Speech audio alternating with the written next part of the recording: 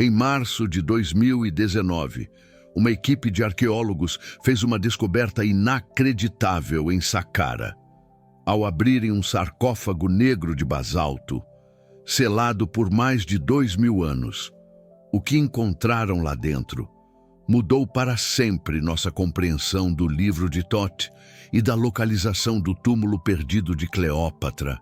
O livro de Thoth é mencionado pela primeira vez no manuscrito de Turim, datado da 19ª dinastia, por volta de 1.200 anos antes de Cristo. Textos fragmentados descrevem um livro escrito pelo próprio deus Thoth, a divindade egípcia da sabedoria, da magia e da escrita. Dizem que ele continha 42 capítulos de conhecimento proibido. Segundo os hieróglifos, quem possuísse o livro teria poder sobre os céus, a terra e o submundo. Mas havia um grande obstáculo. O livro estava guardado em uma tumba dupla, selada por magia ancestral e enterrada nas areias, onde o Nilo se encontra com a imortalidade. Por mais de 3.000 anos, egiptólogos de todo o mundo procuraram por esse artefato lendário. Haroldo Fonseca acreditava que o livro estaria na tumba de Tutankhamon. Gaspar Belmonte, o famoso explorador italiano do século XIX, dedicou seus últimos anos à busca incansável pelo texto perdido. Zacarias Habib, ex-ministro de Antiguidades do Egito, chegou a declarar em 2007 que o livro provavelmente nunca existiu, que era apenas uma lenda, criada pelos sacerdotes de Heliópolis para proteger segredos menores. Mas todos eles estavam enganados. O sarcófago negro de Saqqara não deveria estar ali. Saqqara é mundialmente conhecida pela pirâmide de Djoser, pela necrópole de Mênfis, pelas mastabas da terceira dinastia. Mas aquele sarcófago específico estava em uma área inexplorada, 200 metros ao sul do complexo de Djoser, enterrado 18 metros abaixo da superfície. Não havia marcações externas, nenhum hieróglifo na tampa, nenhuma indicação de quem estaria enterrado ali. A equipe liderada pela doutora Beatriz Sampaio, arqueóloga da Universidade do Cairo, inicialmente acreditava ter encontrado uma tumba saqueada e reaproveitada no período romano. As datações por carbono 14 da madeira carbonizada ao redor do sarcófago indicavam o ano 30 a.C., com uma margem de erro de apenas 15 anos.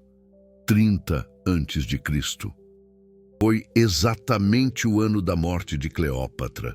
A coincidência chamou a atenção quando abriram a tampa de basalto, que pesava mais de 2 toneladas.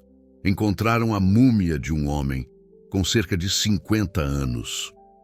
O processo de mumificação era de altíssima qualidade, superior ao de muitos faraós conhecidos.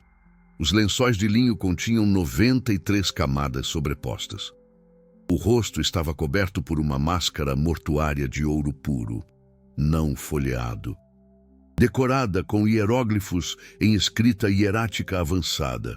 A máscara sozinha pesava 14 quilos, mas o que estava nas mãos da múmia deixou o mundo em suspenso. Um cilindro de cobre, selado com cera de abelha e resina de acácia.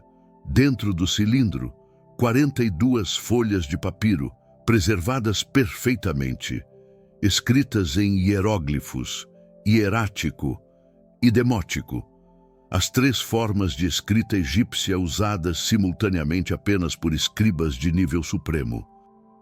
A primeira linha do primeiro papiro dizia: "Eu sou Apolodoro de Alexandria, humilde servo, devoto de Ísis, soberana do Alto e Baixo Egito, guardião do último segredo de Cleópatra Filopátor, a 7ª. Apolodoro, o nome era conhecido, Plutarco, o famoso historiador grego, mencionou Apolodoro em suas vidas paralelas, como o conselheiro mais próximo de Cleópatra, o homem que a escondeu dentro de um tapete. para levá-la secretamente ao encontro com Júlio César em 48 a.C., mas os registros históricos afirmavam que Apolodoro havia desaparecido após a Batalha de Ácio em 31 a.C. Ninguém sabia o que havia acontecido com ele. Agora sabíamos. Ele havia sido enterrado como um faraó. O segundo papiro do cilindro continha uma lista, 42 itens, descritos em hieróglifos específicos, cada um com um símbolo ao lado. A doutora Beatriz Sampaio reconheceu imediatamente o padrão. Era um índice. Os 42 capítulos do livro de Thoth, mencionados no manuscrito de Turim, finalmente catalogados e identificados. Mas o texto não era o livro em si. Era um guia, um mapa intelectual para encontrá-lo.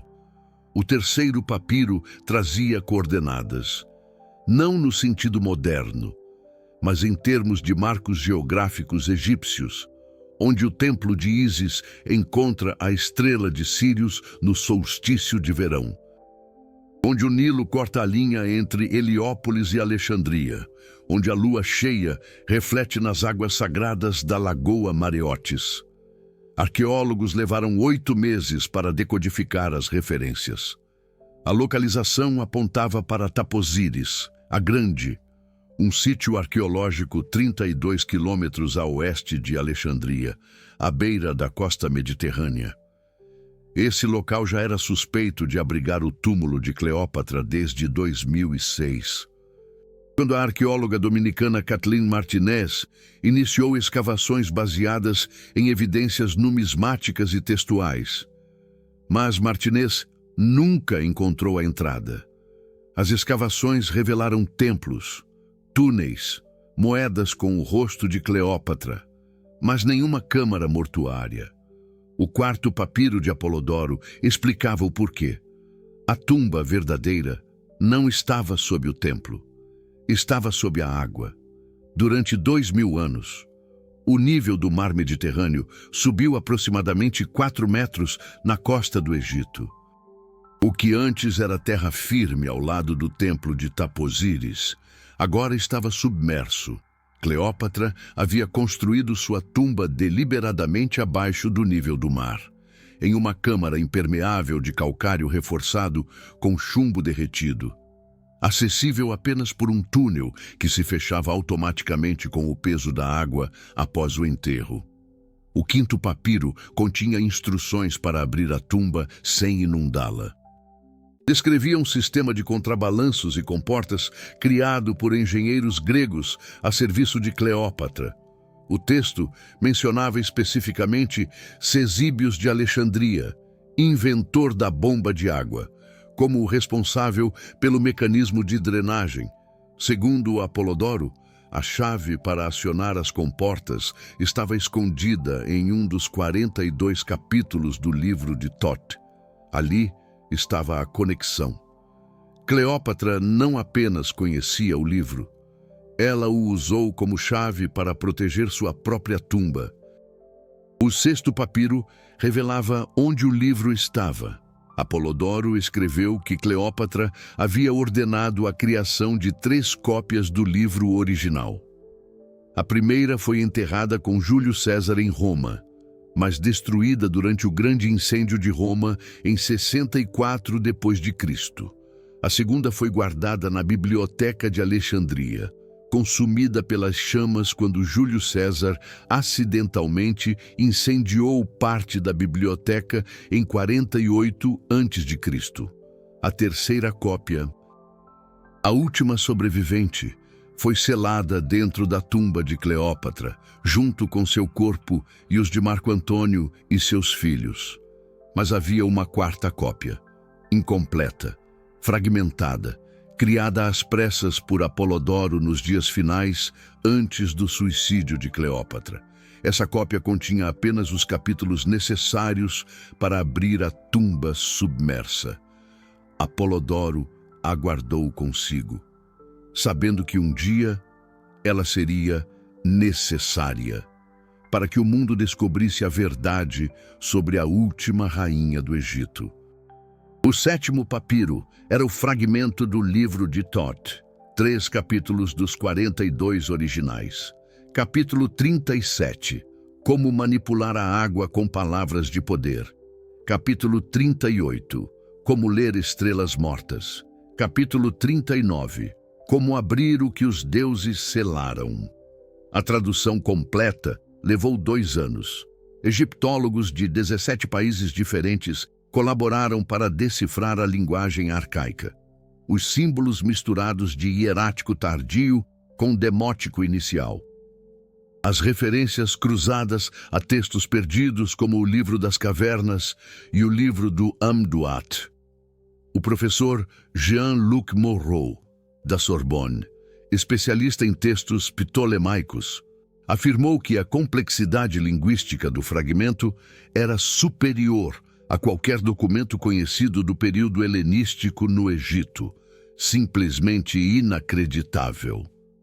O capítulo 39 continha as instruções, uma sequência específica de ações para desarmar o sistema de comportas de Cleópatra. Primeiro, identificar a localização exata da entrada submersa usando a posição da estrela Sirius durante o solstício de verão, calculado para o ano 30 a.C. Segundo, drenar progressivamente a água usando bombas modernas para criar uma câmara de trabalho seca ao redor da entrada. Terceiro, localizar o mecanismo de trava, descrito como 3 discos de bronze entrelaçados com inscrições em grego antigo.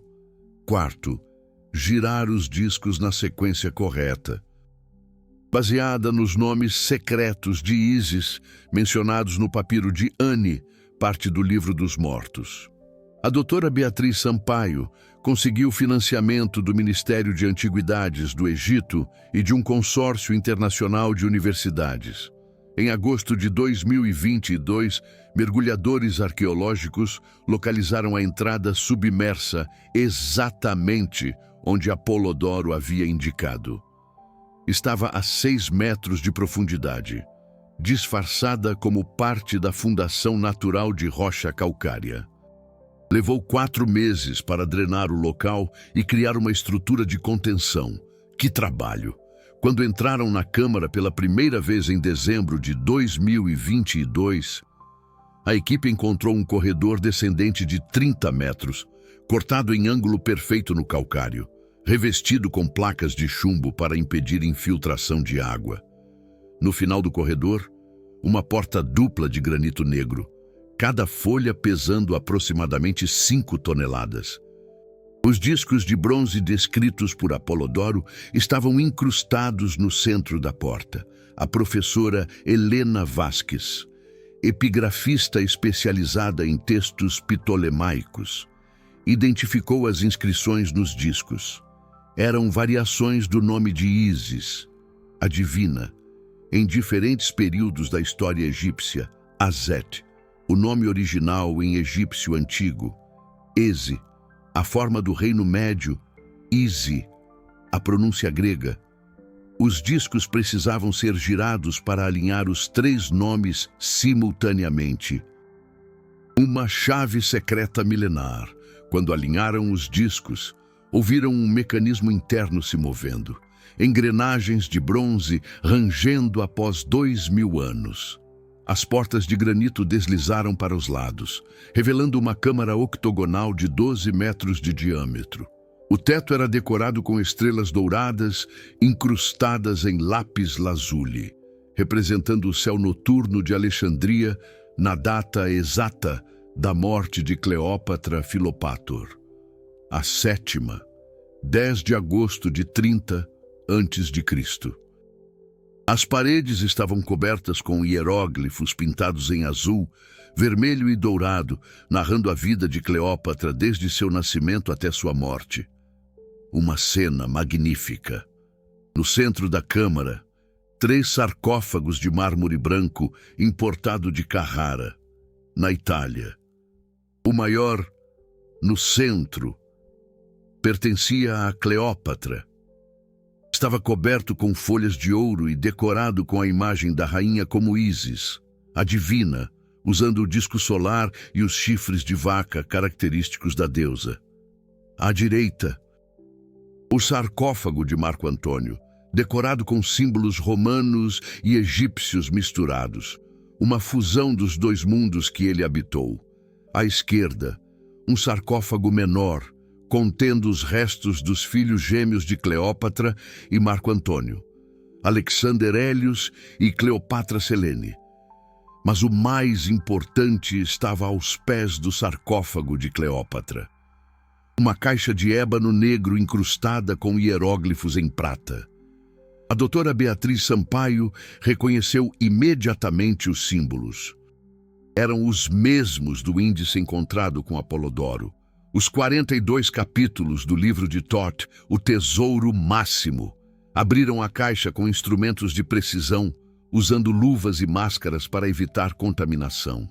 Dentro, encontraram 94 folhas de papiro, cada uma medindo exatamente 50 centímetros de altura por 30 de largura, costuradas em sequência para formar um rolo de quase 30 metros quando estendido. A tinta era feita de carbono vegetal misturado com óxido de ferro, garantindo durabilidade extrema. A datação por carbono 14 confirmou. O papiro foi produzido entre 50 e 30 a.C., no final do período ptolemaico. Um achado incrível. O livro de Thoth estava completo. Os primeiros 5 capítulos tratavam de astronomia avançada. Descreviam o movimento dos planetas com precisão que só seria redescoberta por Copérnico 1500 anos depois. O capítulo 3 incluía cálculos matemáticos do diâmetro da Terra, com margem de erro de apenas 2% em relação às medições modernas. O capítulo 5 mencionava 5 planetas visíveis a olho nu, mais 2 corpos celestes que brilhavam fracamente ao amanhecer, possível referência a Urano e Netuno, que só foram oficialmente descobertos nos séculos XVIII e XIX. Um conhecimento astronômico surpreendente. Os capítulos 6 a 15 abordavam medicina.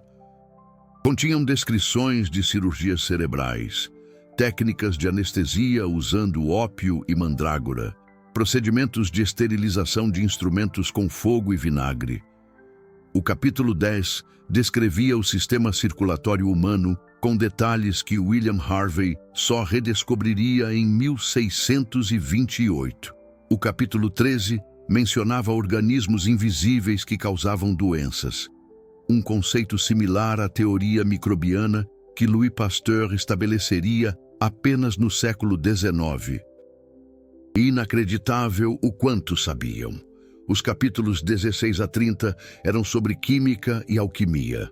Explicavam processos de destilação, metalurgia, produção de vidro colorido, criação de pigmentos permanentes. O capítulo 22 continha a fórmula exata do fogo grego, a arma incendiária bizantina cuja composição foi perdida na história. O capítulo 26 descrevia a produção de aço de alta qualidade usando fornos de carvão em temperaturas específicas. Conhecimento que só seria dominado sistematicamente na Revolução Industrial. Tecnologias avançadíssimas.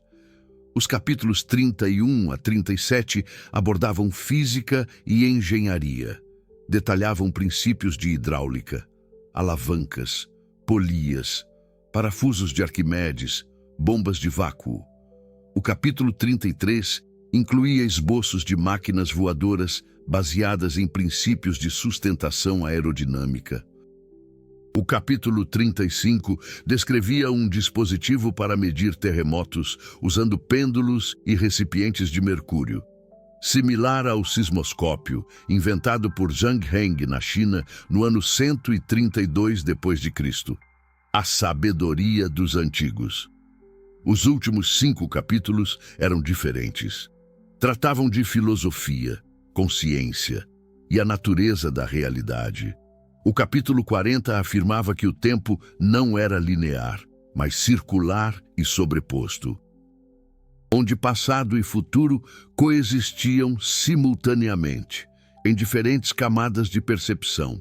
O capítulo 41 descrevia técnicas de meditação para acessar memórias de vidas passadas, similar aos conceitos budistas, que só chegariam ao Egito séculos depois, através da Rota da Seda. O capítulo 42, o último, continha uma única frase, em hieróglifos monumentais. Quem lê estas palavras já sabia delas, pois o conhecimento verdadeiro não se aprende, apenas se recorda. A descoberta foi mantida em sigilo absoluto por 18 meses.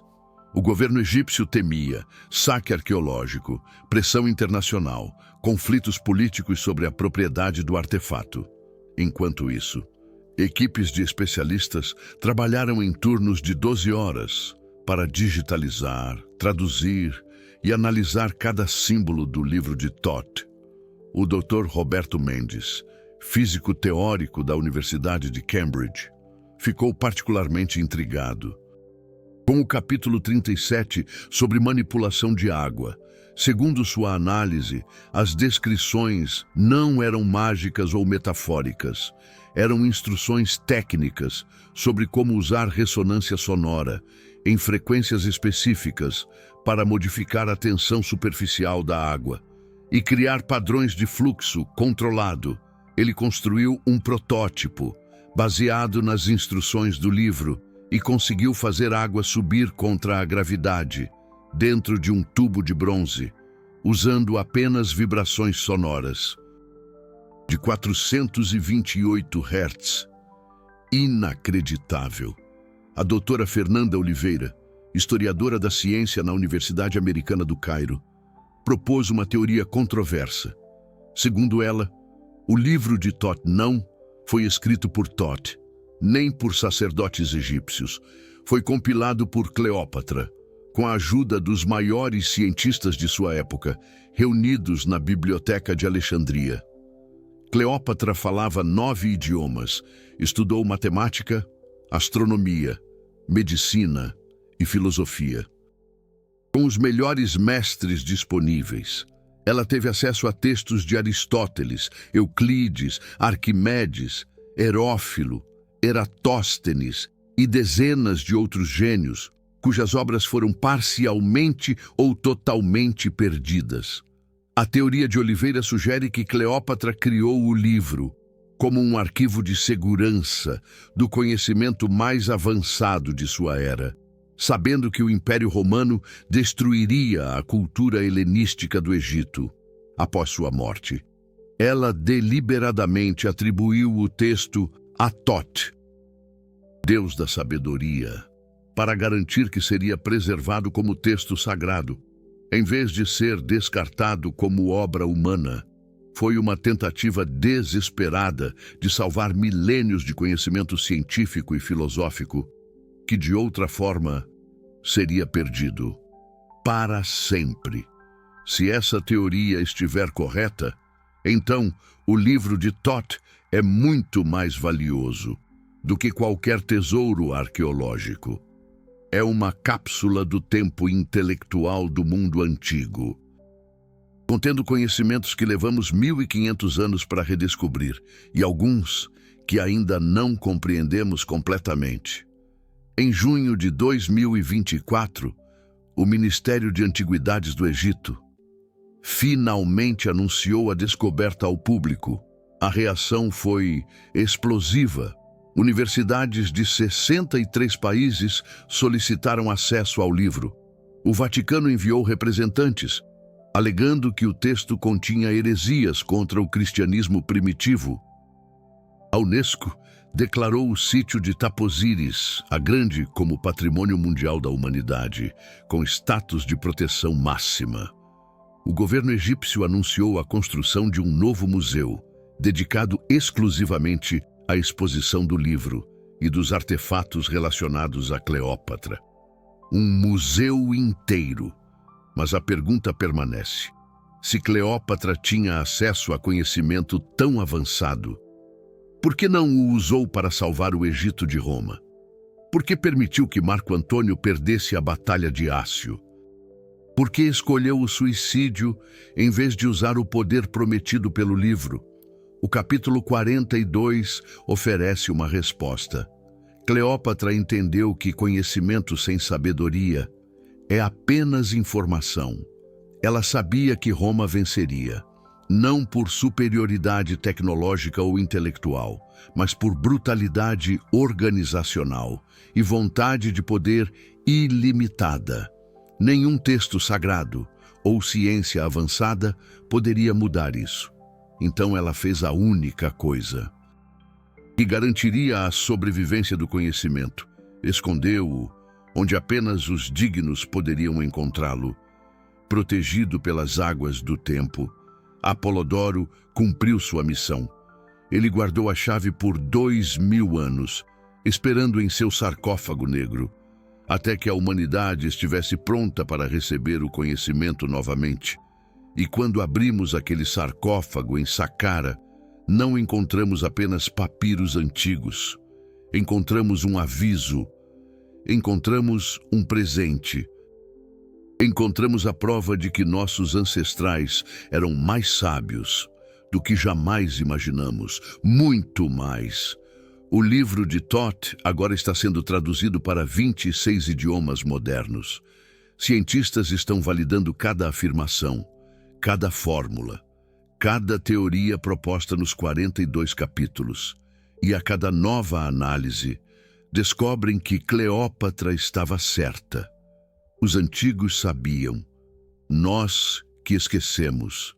Se você quer apoiar investigações como essa, que trazem à luz os segredos que a história oficial enterrou, use o Super Thanks logo abaixo. Cada contribuição financia nossa próxima expedição aos arquivos proibidos do passado. Ajude-nos. Agora a questão real é: quantos outros textos, como o livro de Thoth, ainda estão escondidos sob as areias do Egito? Quantas câmaras secretas existem, esperando para serem abertas? Quantas verdades foram deliberadamente enterradas para protegê-las de impérios que destruíam conhecimento? Ainda há muito a descobrir. A doutora Beatriz Sampaio acredita que existem pelo menos 15 locais no Egito que correspondem a descrições de textos antigos sobre bibliotecas enterradas e arquivos sagrados. 5 estão em Alexandria, submersos pelo aumento do nível do mar. 3 estão em Luxor, sob templos que ainda não foram completamente escavados. 4 estão em Gizé, possivelmente dentro ou sob as pirâmides. 2 estão em Abidos, no templo de Sete I. 1 está em Dendera, no complexo do templo de Hathor. Mas há um problema. O governo egípcio restringiu novas escavações em sítios considerados sensíveis. Políticas de proteção patrimonial, legítimas e necessárias, acabaram também impedindo pesquisas que poderiam revelar mais textos perdidos. E há pressões externas, instituições religiosas que veem esses textos como ameaças a narrativas estabelecidas. Potências estrangeiras que temem perder o controle sobre a narrativa histórica da civilização ocidental, uma luta constante. Cleópatra sabia disso, por isso ela não apenas escondeu o livro, ela criou um sistema, um jogo de pistas distribuído por todo o Egito, conectando templos, tumbas, papiros e inscrições em uma rede de conhecimento protegido. Apolodoro foi apenas uma peça, a primeira peça, e agora que a encontramos, podemos ver o padrão completo. Qual mistério egípcio te deixa mais intrigado? Acreditas que ainda existem textos como o livro de Thoth esperando para serem descobertos? Compartilhe a tua opinião nos comentários. Queremos saber. Queremos saber, sim, qual tumba, qual sepulcro deveríamos investigar agora? Em seguida, qual mistério nos aguarda? Qual segredo milenar clama por ser desvendado? Qual faraó esquecido anseia por ter seu nome revelado novamente à luz do sol? Sim, a escolha é crucial. Cada tumba é um portal para um mundo perdido, uma janela para a alma do Egito antigo. Qual porta vamos abrir? Qual história vamos contar? A resposta está nas estrelas, nos hieróglifos, nos murmúrios do deserto.